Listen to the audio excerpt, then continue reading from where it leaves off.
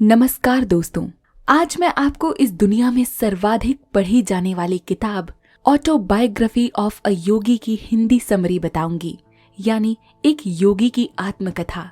दोस्तों, जैसे जैसे हमारी दुनिया आधुनिक होती जा रही है, वैसे वैसे हमारा विश्वास अध्यात्म और वास्तविक चमत्कारों से उठता चला जा रहा है।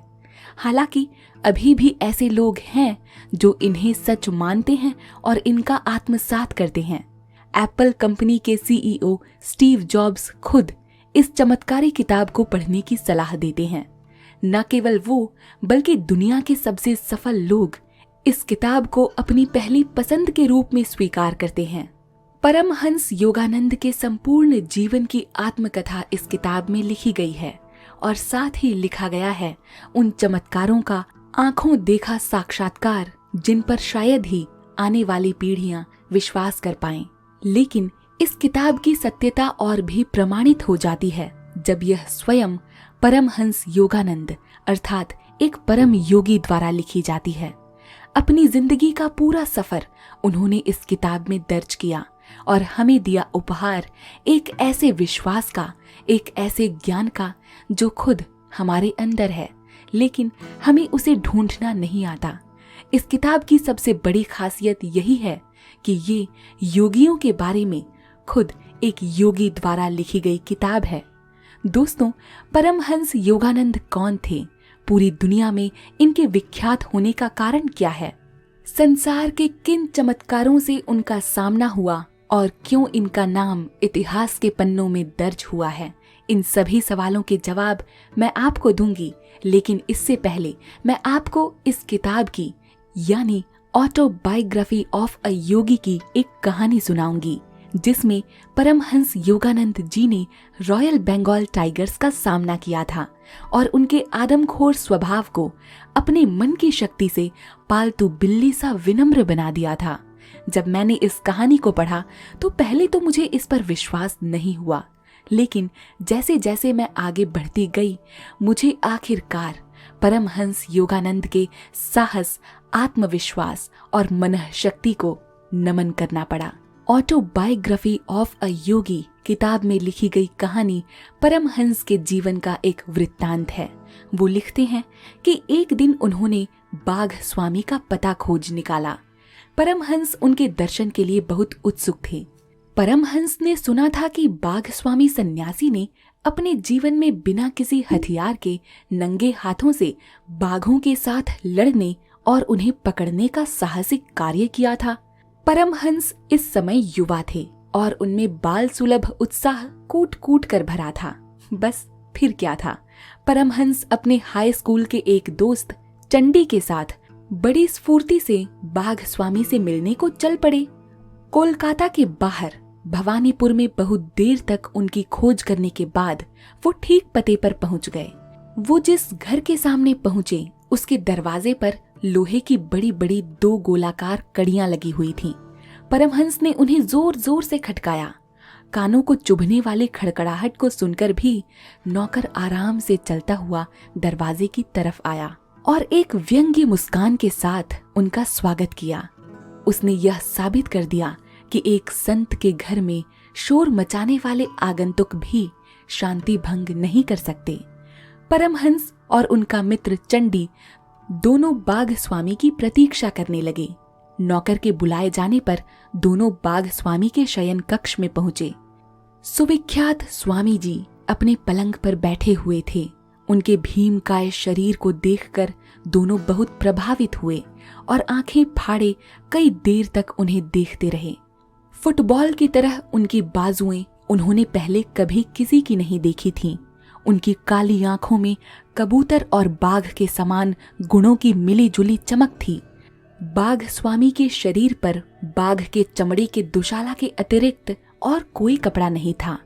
परमहंस और चंडी दोनों उनके शरीर को देखकर स्तब्ध थे, लेकिन जब उनका विस्मय टूटा तो उन्होंने आदर पूर्वक उनका अभिवादन किया।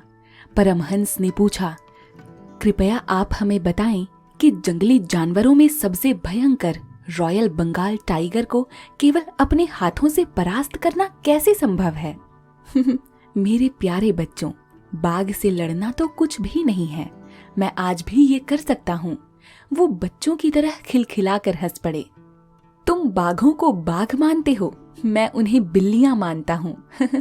परमहंस ने फिर सवाल किया, स्वामी जी, अगर आप ऐसा कहते हैं तो मुझे ये बताएं कि मैं अपने मन को तो विश्वास दिला दूंगा कि ये बाघ नहीं बिल्लियां हैं, लेकिन बाघों को मैं ऐसा विश्वास कैसे करा पाऊंगा? बाघ स्वामी ने कहा, निश्चय शक्ति की जरूरत है। कोई बच्चा बाघ को बिल्ली मान लेगा तो उसे बाघ पर जीत मिल जाएगी, यह समझना तो नादानी है। मेरे शक्तिशाली हाथ शस्त्र का काम करते हैं। इतना कहते ही स्वामी जी ने उन्हें उनके साथ आंगन में आने को कहा, जहां एक दीवार के किनारे उन्होंने प्रहार किया। स्वामी जी के दीवार पर प्रहार करते ही उसकी एक ईंट टूटकर जमीन पर गिर गई। जैसे मुंह से दांत टूटने पर बनी खाली जगह से जीभ साफ दिखलाई पड़ती है, ठीक इसी तरह ईंट के टूटने से दीवार में बनी खाली जगह से आकाश झांकने लगा। परमहंस और चंडी दोनों हक्के बक्के रह गए और सोचने लगे कि जो आदमी इतने मजबूत दीवार में चुने गए ईंटों को गिरा सकता है, वो तो जरूर बाघों के दांत भी तोड़ सकता है। बाघ स्वामी ने कहा, बहुत से लोगों में मेरी तरह शारीरिक शक्ति तो होती है, लेकिन उनमें मजबूत आत्मविश्वास की कमी होती है। ऐसे लोग शरीर से तो बलवान होते हैं, लेकिन मन से नहीं। वो जंगल में एक स्वतंत्र हिंसक जानवर को घूमते देखकर ही मूर्छित हो सकते हैं। प्राकृतिक परिस्थिति में रहने वाला और अपने हिंसक स्वभाव के अनुसार जीने वाला बाघ सर्कस के अफीम खिलाए गए बाघ से पूरी तरह अलग होता है। दोस्तों, कहानी में अब स्वामी जी जो बात कहते हैं उस बात को हमेशा याद रखिएगा। वो कहते हैं कि भीम की तरह शक्तिशाली होते हुए भी कोई भी इंसान रॉयल बंगाल टाइगर्स के भयानक हमले के सामने असहाय और भयभीत हो जाता है। इस तरह बाघ उस इंसान को अपने मन की कल्पना में एक साधारण बिल्ली की तरह डरी हुई स्थिति में डाल देता है। लेकिन जिस इंसान में बलिष्ठ शरीर के साथ दृढ़ आत्मविश्वास और निश्चय होता है, वो इस परिस्थिति को बाघ पर ही उलट देता है और उसे यह मानने पर मजबूर कर देता है कि वो एक बिल्ली की तरह अपनी रक्षा करने में असमर्थ है। इस तरह मैं बाघ को खुद स्वयं बिल्ली मानने पर विवश कर देता हूँ और मैंने कितनी ही बार ऐसा किया है। परमहंस यह स्वीकार कर चुके थे कि उनके समक्ष उपस्थित अति शक्तिशाली पुरुष एक आदमखोर बाघ को नियंत्रित करने में समर्थ है। वो और उनके मित्र चुपचाप बाघ स्वामी की बातें सुनते थे। उन्होंने आगे कहा, हमारा मन ही मांसपेशियों को नियंत्रित करता है। जैसे किसी हथौड़े की मार की शक्ति उस पर लगाई गई ताकत पर निर्भर करती है, वैसे ही मनुष्य के शरीर की शक्ति उसकी इच्छा शक्ति की तीव्रता और साहस पर निर्भर करती है। मन ही शरीर का निर्माण करता है और उसे जीवित रखता है। बाघ स्वामी ने एक छोटा सा उपदेश दिया। उन्होंने कहा कि गत जन्मों की कुछ प्रबल प्रवृत्तियों के अनुसार अच्छे या बुरे स्वभाव मानव चेतना में उतरते हैं। यह स्वभाव आदतों में ढल जाते हैं और फिर ये आदतें शरीर में दिखाई देती हैं। बाह्य दुर्बलता की जड़ मन में होती है। जिस तरह यदि मालिक नौकर की आज्ञा का पालन करे तो नौकर निरंकुश बन जाता है, ठीक इसी तरह मन भी शरीर की आज्ञा का पालन कर उसका दास बन जाता है। इसके बाद स्वामी जी ने परमहंस और उनके मित्र चंडी को अपने जीवन के बारे में बताया। बचपन से ही उन्हें बाघों से लड़ने की महत्वाकांक्षा थी। हालांकि उनकी इच्छा शक्ति मजबूत थी, लेकिन देह दुर्बल। परमहंस ने सोचा कि पृथ्वी का सा भार उठाने जैसे कंधों वाले व्यक्ति का क्या कभी दुर्बलता से कोई परिचय भी रहा होगा? खैर, बाघ स्वामी ने आगे कहा कि स्वास्थ्य और शक्ति के चिंतन में अदम्य साहस और दृढ़ता से ही मैंने हर बाधा को दूर करने में जीत हासिल की। इस प्रभावशाली मानसिक शक्ति की प्रशंसा का कारण और भी बढ़ जाता है, क्योंकि मैंने रॉयल बंगाल टाइगर को पराजित करने में इसी शक्ति का इस्तेमाल किया है। जब बाघ स्वामी का उपदेश समाप्त हुआ तो परमहंस ने पूछा कि स्वामी जी, क्या आपको लगता है कि मैं कभी बाघों से लड़ पाऊंगा? बाघ स्वामी ने मुस्कुरा कर कहा, हाँ, लेकिन बाघ बहुत तरह के होते हैं। कुछ मनुष्य की इच्छा वासनाओं के जंगल में घूमते हैं। पशुओं को अपने साहस का परिचय देते हुए बेहोश कर देने से कोई आध्यात्मिक लाभ नहीं होता, बल्कि इससे अच्छा तो यह है कि हम अपने भीतर घूमते बाघों को पराजित करें। अब परमहंस भी एक संकल्पित इच्छा शक्ति के साथ बाघों को हराने की महत्वाकांक्षा रखकर वहां से चले गए और फिर सार्वजनिक रूप से न केवल बाघों से लड़ने का बल्कि लोगों के सामने उनसे बहुत तरह के कर्तव्य दिखाने का गर्व भी प्राप्त किया। धीरे धीरे परमहंस इस कला में माहिर हो गए और उन्हें अपनी सफलता से बहुत खुशी भी होने लगी। परमहंस को गर्व का नशा चढ़ गया। एक दिन शाम को किसी चिंता में लीन परमहंस के पिता उनके कमरे में आए और उनसे कहा, बेटा, मैं तुम्हें सावधान करने आया हूँ। कर्म की चक्की से जन्म लेने वाले अमंगलों से मैं तुम्हें बचाना चाहता हूँ। क्या आप भाग्यवादी हैं पिताजी? क्या आप चाहते हैं कि मैं इस तरह के अंधविश्वासों से मेरी कीर्ति और शक्ति का प्रवाह रोक दूं? परमहंस ने कहा, मैं भाग्यवादी नहीं हूँ बेटा, लेकिन पवित्र शास्त्रों में कहे गए प्रतिफल के नियम पर मैं विश्वास करता हूँ। जंगल में तुम्हारे प्रति आक्रोश है और ये आक्रोश कभी भी तुम्हारी जान के लिए खतरा बन सकता है। कल जब मैं बरामदे में बैठकर रोज की तरह ध्यान कर रहा था, तब एक संत मेरे पास आए और मुझे तुम्हारे प्रति सचेत करते हुए एक संदेश दिया। उन संत ने कहा कि अपने बेटे से कहिए कि वो अपनी बर्बर गतिविधियां बंद कर दे, नहीं तो बाघ के साथ अगली लड़ाई में उसे ऐसे घाव होंगे जिससे वो 6 महीनों तक मरने की अवस्था में पड़ा रहेगा और तब वो सन्यासी बन जाएगा। इस कहानी का परमहंस पर कोई प्रभाव नहीं पड़ा। उन्होंने सोचा कि शायद पिताजी किसी भ्रांतिग्रस्त कट्टरवादी की भ्रांति का शिकार हो गए हैं। दोस्तों, इस कहानी में अब एक नया मोड़ आता है। अब ये कहानी बस थोड़ी सी और बाकी है, इसीलिए इसे अंत तक जरूर सुनिएगा। इसका अंत आपको सोचने पर जरूर मजबूर कर देगा। पिताजी की चेतावनी के कुछ दिन बाद परमहंस राजधानी कूच बिहार में गए। प्राकृतिक सौंदर्य से भरा यह प्रदेश उनके लिए बिल्कुल नया था।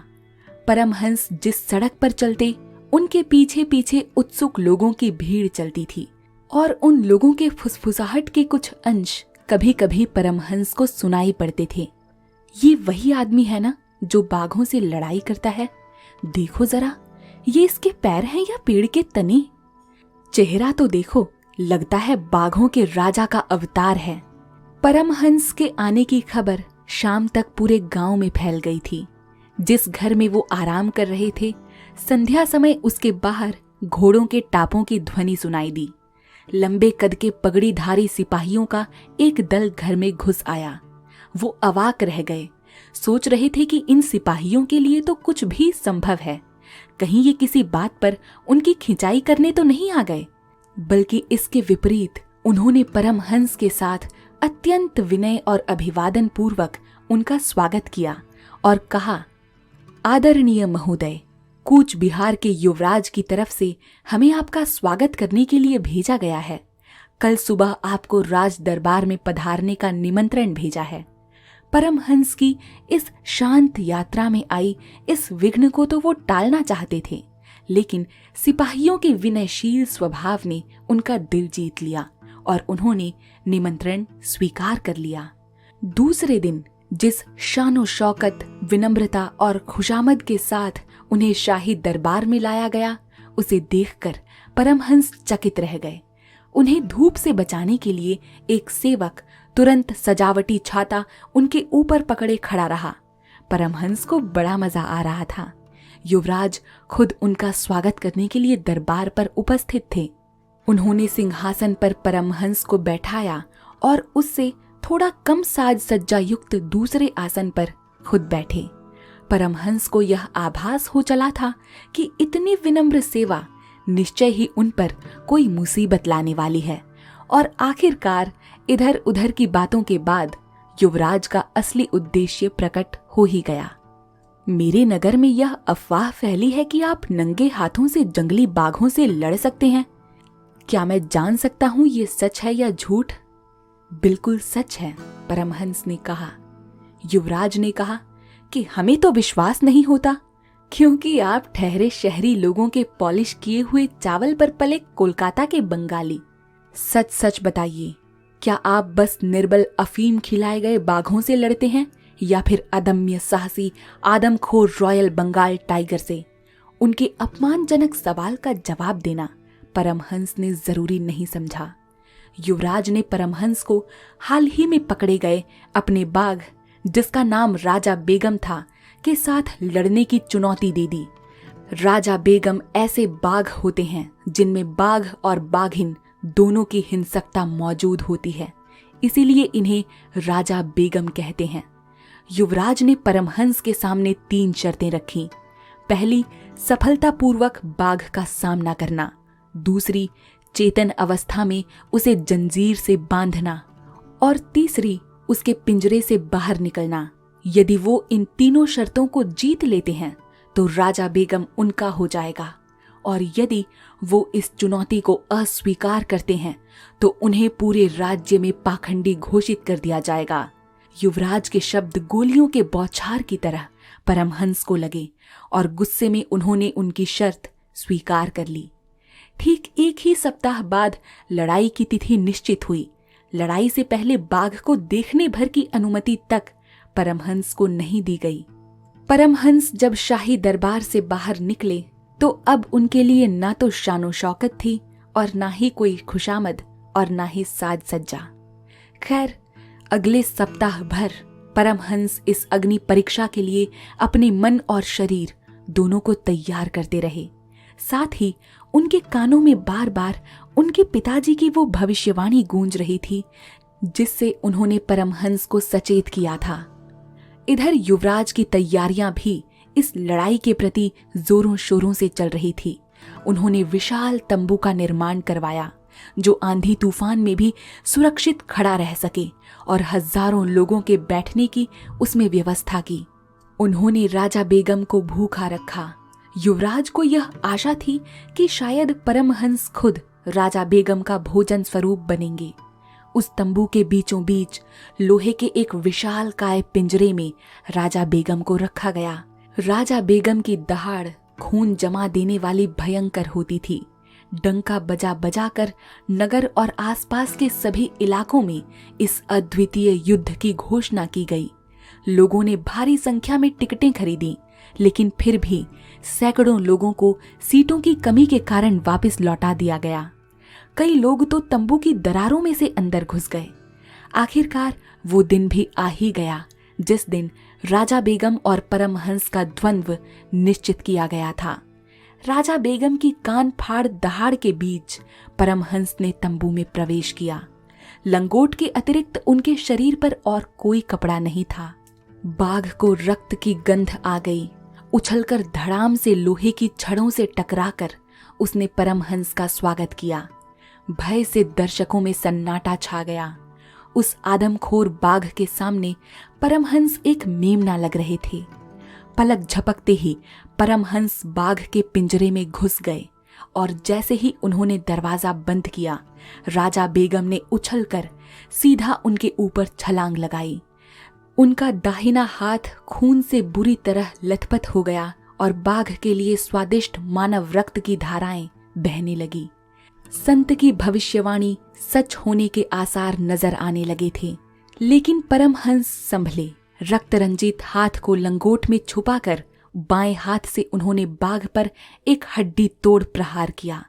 बाघ लड़खड़ाकर पीछे हट गया और फिर पिंजरे के पीछे तक जाकर फिर पलटकर गुस्से के साथ परमहंस पर झपटा। अब परमहंस योगानंद के सुविख्यात प्रहार उसके मस्तक पर बरसने लगे, लेकिन राजा बेगम को उनके खून का स्वाद पता चल गया था।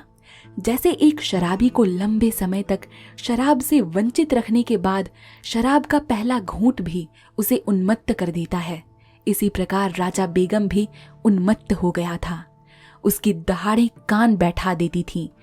उसके दांतों और नाखूनों के आगे परमहंस का एक हाथ से प्रहार करना काफी नहीं था, लेकिन फिर भी परमहंस तिलमिलाने वाले प्रहार उस पर करते गए और वो दोनों जीने और मरने की लड़ाई लड़ने लगे। चारों दिशाओं में उनके खून की छींटें उड़ रही थीं और पिंजरे में कोलाहल था। गोली चलाओ, बाघ को मार डालो, दर्शक जोर जोर से चिल्ला रहे थे, लेकिन परमहंस और राजा बेगम इतनी तेज गति से हिल रहे थे कि सिपाहियों की गोली भी निशाना चूक रही थी। आखिरकार अपनी सारी संकल्प शक्ति एकत्र कर परमहंस ने भीषण गर्जन के साथ उसके मस्तक पर एक अंतिम खोपड़ी तोड़ वार किया। इसी के साथ बाघ गिर गया और ठंडा होकर बहुत देर तक पड़ा रहा, ठीक एक पालतू बिल्ली की तरह। आखिर राजा बेगम पराजित हो ही गया। उसका गर्व चूर चूर हो गया। शर्त अनुसार परमहंस ने बाघ के गले में जंजीर खींचकर उसे पिंजरे की छड़ों के साथ बांध दिया। विजय गर्व के साथ जैसे ही परमहंस पिंजरे के दरवाजे की ओर चलने लगे कि पीछे से वो शैतान राजा बेगम फिर उन पर झपट पड़ा। उनके कंधे को जबड़ों में फंसाता हुआ उसने उन्हें जमीन पर गिरा दिया, लेकिन पलक झपकते ही परमहंस ने भी उसे अपने नीचे धर दबोचा। एक पर एक लगातार आघातों से राजा बेगम अर्धमूर्छित हो गया और इस बार उन्होंने अधिक सावधानी पूर्वक उसे फिर से बांध दिया और धीरे धीरे पिंजरे से बाहर निकल गए। चारों तरफ हर्षोल्लास की चीख पुकार थी। परमहंस बुरी तरह घायल तो हो गए थे, लेकिन फिर भी उन्होंने तीनों शर्तों को पूरा किया था। उनके घावों का प्राथमिक उपचार करने के बाद उनका खूब सम्मान किया गया। उन्हें पुष्पहार पहनाए गए, उनके चरणों में सोने की मोहरों की वर्षा की गई। एक बार फिर से क्रूर बाघ पर विजय पाने की अंतहीन चर्चाएं चारों तरफ से सुनाई देने लगी। वचन के अनुसार राजा बेगम उन्हें दे दिया गया, लेकिन इससे परमहंस को कोई खुशी नहीं हुई, बल्कि उनके हृदय में एक आध्यात्मिक बदलाव आ गया। उन्हें ऐसा महसूस हो रहा था कि पिंजरे से बाहर निकलने के साथ ही वो संसार में अपनी महत्वाकांक्षाओं के दरवाजे भी बंद करके आ गए हैं। उसके बाद उनका कुछ समय बहुत वेदना और दर्द में बीता, क्योंकि उनके रक्त में राजा बेगम का विष फैल गया था और इस कारण वो 6 महीनों तक मरणासन्न अवस्था में पड़े रहे। जैसे ही वो ठीक हुए, उन्होंने कूच बिहार छोड़ अपने गांव लौटने का फैसला किया। घर आते ही उन्होंने अपने पिताजी से विनम्रता पूर्वक कहा कि जिस संत ने उन्हें सावधान होने का विवेकपूर्ण इशारा दिया था, वही उनके गुरु हैं। काश वो किसी प्रकार उन्हें ढूंढ पाते। परमहंस ने मन ही मन कहा। नियति देखिए, उनकी लालसा सच्ची थी, क्योंकि एक दिन वही संत बिना किसी सूचना के फिर उनके घर पधारे। संत ने शांत और अधिकारपूर्ण वाणी में परमहंस से कहा, बहुत हुआ बाघों का दमन, मेरे साथ आओ, मैं तुम्हें मन के जंगलों में घूमने वाले अज्ञान जानवरों का दमन करना सिखाऊंगा। यानी अब बाघों को सबक सिखाना बंद करो। आज से मैं तुम्हें मन के जंगली जानवरों को हराना सिखाऊंगा। तुम्हें दर्शकों की आदत हो गई है ना, लेकिन अब योगाभ्यास में तुम्हारी रोमांचक पारंगति से झूम उठने वाले देवता तुम्हारे दर्शक होंगे। परमहंस लिखते हैं कि मेरे गुरु ने मुझे आध्यात्मिक मार्ग की दीक्षा दी। जल्द ही वो एक दूसरे का हाथ थामे हिमालय की तरफ चल पड़े। दोस्तों, ये था परमहंस योगानंद जी के जीवन का एक छोटा सा वृत्तांत, जिसका वर्णन उन्होंने अपनी किताब ऑटोबायोग्राफी ऑफ अ योगी यानी एक योगी की आत्मकथा में किया है। सोचिए, जिनके जीवन की कहानी का एक छोटा सा अंश इतना दमदार, साहसी और शक्तिशाली है, उनका जीवन, उनके जीवन की संपूर्ण कहानी कितनी प्रभावी होगी। सन 1893 में परमहंस योगानंद का जन्म एक बंगाली हिंदू परिवार में भारत के गोरखपुर में हुआ। इस पुस्तक की शुरुआत उनके बचपन और पारिवारिक जीवन से होती है। इसके बाद उनका अपने गुरु को ढूंढना और इस सफर में उनके अनेक गुरुओं से मिलने की कहानियां हैं। उनसे शिक्षा लेना, एक भिक्षु बनना और क्रिया योग ध्यान की शिक्षाओं को स्थापित करना भी इस पुस्तक में शामिल है। इस किताब की सबसे बड़ी विशेषता यह है कि इस पुस्तक में लगभग सारी ऐसी बातों का जिक्र किया गया है जो आमतौर पर कोई योगी या संत कभी भी सार्वजनिक तौर पर बताने का प्रयास नहीं करते और कोई पूछे भी तो मना कर देते हैं। साथ ही इसमें ऐसी भी बातों का जिक्र है जो लोगों को रोमांचित करती हैं और उन्हें यह सोचने पर मजबूर करती हैं कि क्या सच में ध्यान से इतने सारे चमत्कार घटित हो सकते हैं।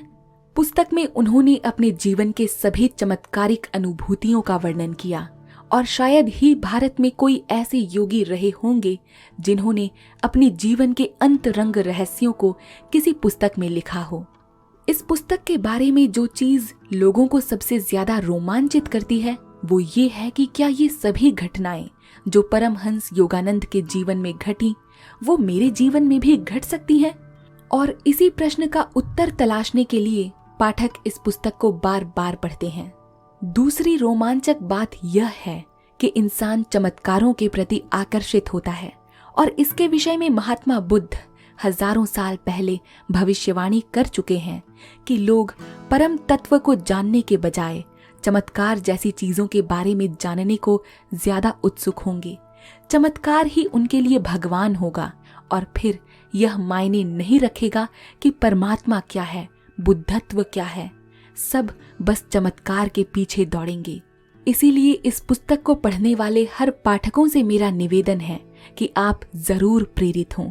आपको प्रेरित होने से कोई नहीं रोकता, लेकिन अगर आप इस किताब को पढ़ते हैं तो सिर्फ चमत्कार की घटनाओं पर जोर न देकर सभी बातों को पढ़ने की कोशिश करें। उदाहरण के लिए इस पुस्तक में एक घटना का जिक्र किया गया है जहां परमहंस योगानंद राम गोपाल मजूमदार से मिलने जाते हैं। मजूमदार उनसे कहते हैं कि जिस दिन तुम परमात्मा की प्राप्ति के लिए संसार के किसी भी छोर पर जाने का साहस रख पाओगे तो तुम्हें अपना गुरु मिल जाएगा। पहाड़ों में ईश्वर मिले यह जरूरी नहीं, क्योंकि कई सारे लोग हिमालय तो जाते हैं, ध्यान करते हैं, लेकिन परम तत्व की प्राप्ति सब नहीं कर पाते। इसीलिए केवल चमत्कारों के प्रति आकर्षित होने के बजाय इस पुस्तक के मूल उद्देश्य को समझने के लिए इसे पढ़ने का प्रयत्न करें, क्योंकि ऐसा नहीं है कि उन्होंने बिना किसी अनुमति के इस किताब को लिख दिया। इसे लिखने के लिए उन्हें सहमति की जरूरत थी जो उन्हें बहुत से लोगों से मिली, और जिनसे मिली वो कोई साधारण पुरुष नहीं थे। इसीलिए यह किताब एक अद्भुत प्रेरणा का स्रोत है। अगर आप इस ऑडियो बुक को सुनकर इस किताब को पढ़ने के लिए प्रेरित होते हैं तो आपको ढेर सारी शुभकामनाएं, क्योंकि आप खुद एक ऐसे सफर का साक्षी बनने जा रहे हैं जहां तक आपको खुद परमहंस योगानंद जी ले जा रहे हैं। आशा करती हूँ आप हर दिन थोड़ा सा समय निकालकर इस किताब को पढ़ने की पहल शुरू करेंगे और इसके सच्चे अर्थों को समझेंगे, साथ ही एक रोमांचक सफर का हिस्सा भी बनेंगे। इसी के साथ अब मैं आपसे विदा लेती हूँ। मिलूंगी आपसे जीवन के एक नए मोड़ पर। तब तक के लिए धन्यवाद। नमस्कार।